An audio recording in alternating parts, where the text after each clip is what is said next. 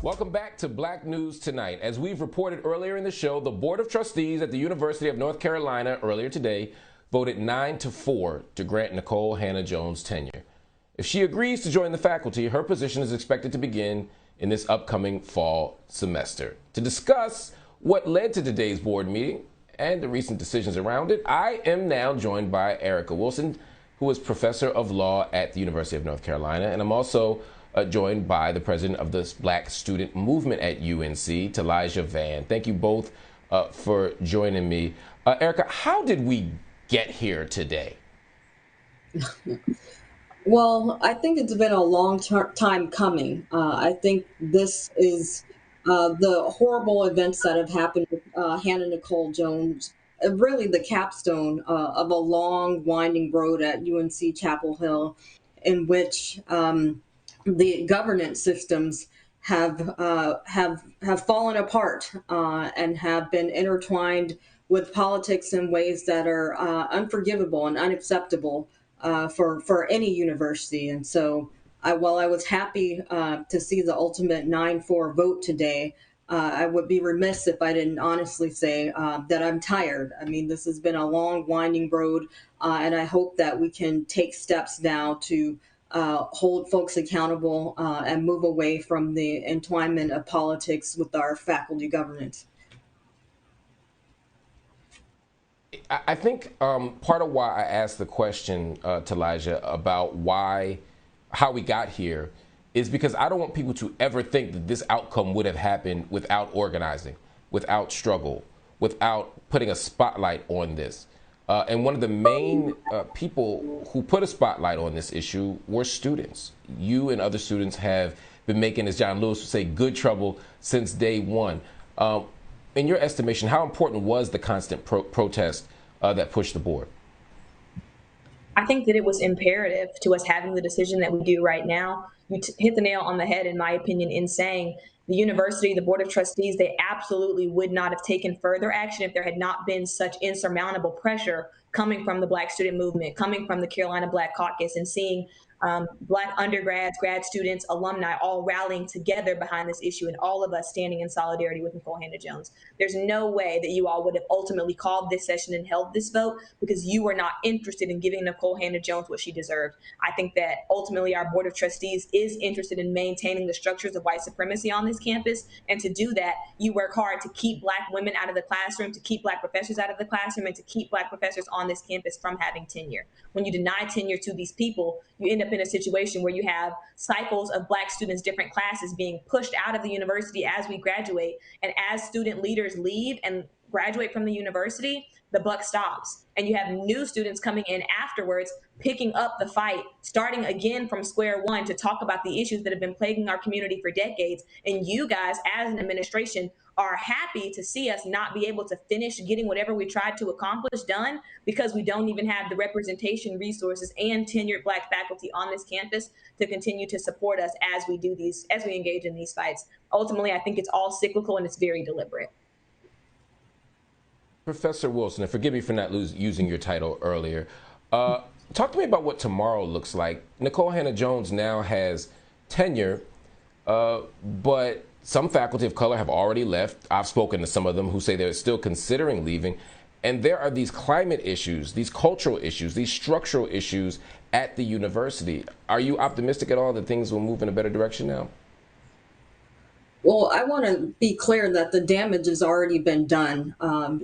Despite what happened today. And it is absolutely accurate that without the organizing of students in particular, we wouldn't have come to this moment. So you asked what tomorrow looks like. I think that it's a wake-up call for faculty in particular. I think that my call has been for white faculty to step up and to voice their concerns about why this environment is unacceptable. Unless and until that happens, tomorrow, frankly, looks like yesterday. It can't be incumbent upon only faculty of color and students of color to try and right the ship here. It has to be a collective effort. As I mentioned at the top of my comments, this is the capstone of a long, winding history of interference with governance structures that has to stop. I mean, whether or not Nikole Hannah-Jones decides to accept the offer is another question. But for the university, tomorrow looks bleak unless we as a faculty, and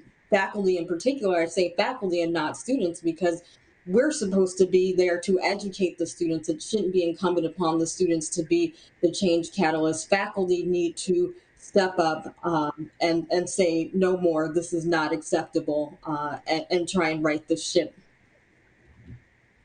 And for people who hear that word faculty governance and ask questions, I mean, the point here is that faculty are typically responsible for hiring, for doing searches and hiring faculty. They vote on their colleagues. They decide on tenure both within the university and with outside reviewers and such. And once the faculty make an affirmative vote, it goes up the chain from departments to colleges to university tenure committees to provosts to presidents. It is rare that boards of trustees intervene in such matters. And when they do, unfortunately, it's quite often for political reasons. Stephen Taliajah was denied his tenure on appointment after being granted tenure on appointment. He was effectively fired at University of Illinois Urbana-Champaign for political reasons. What's happened with Nikole Hannah-Jones was for almost no one's even disputing that it was for political reasons. And so when we talk about governance here, it's not just a question of whether or not people can get hired or not. It's whether or not faculty will be permitted to do the job that accompanies academic freedom. This is a fundamental political question. And at a moment where the right is screaming about political correctness and cancel culture, they're going around canceling everybody that they don't agree with. It's just it's a fascinating contradiction here. But Taliajah, I want to turn to you before we go, because you got to be there. You got 2 more years at the University of North Carolina. Your class of 2023, which makes me feel old. How will you feel in the aftermath? How will students feel in the aftermath? Do you feel like this is a place you want to be? No.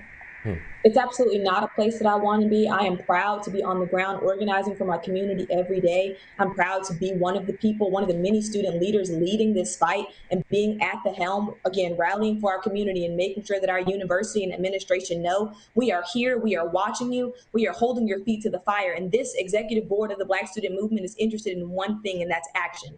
We want to see our community's needs met, and we're committed and dedicated to doing all the work to make that happen. But even outside of all of the pride that I feel to be in the role that I have within my community, I will never forget the way that my university treated me today.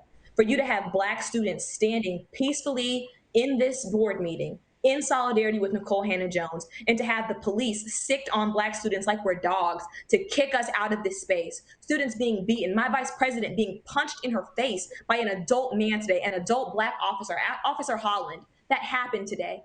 As our board members and our chancellor sat in that room and did nothing, hearing me and other students screaming, "Get off her, stop touching her. We aren't pushing you guys. We aren't hitting you. We are standing in this space." And you came and you met us with physical violence. And the leaders of our community met that violence with silence. And they did it in front of the media, still standing in the closed session, because they felt that the police were acting with impunity. They feel they can do anything to us, treat us any kind of way. I want you all to ask yourselves, honestly, this is what we saw them do today on camera, and they knew the world was watching. How do you honestly think they treat us when you're not paying attention? I will never, ever, ever forget the lesson that UNC at Chapel Hill taught me today, and I will continue to bring this up when I'm talking to potential Black students who are interested in coming here in the future, talking to Black parents, anybody who is thinking about entering UNC at Chapel Hill. I'm going to give you the full understanding that I have of what it means to be Black at this university. It has not been a pleasant experience by any measure. The way that we were treated today is absolutely inexcusable. And when I tell you I will never forget, I never will. Your words are so powerful and they're so compelling. And I don't know if the University of North Carolina will be responsive to them. I suspect they won't be. But I do know that universities are responsive when their reputations are on the line, and more fundamentally when the money is on the line. So we're going to keep the pressure on here at Black News Tonight. I know the students are going to keep the pressure on. Professor, I know the faculty are going to keep the pressure on. And we're going to keep this in the spotlight. We do not want people to think that Nikole Hannah-Jones, that this victory, that this tenure appointment is the end of the story. No, no, no. It is just the start of an ongoing entrenched battle for real freedom and real justice for everybody. Professor, also Taliajah, thank you so much for joining me, and thank you for your powerful work today. to make this moment happen.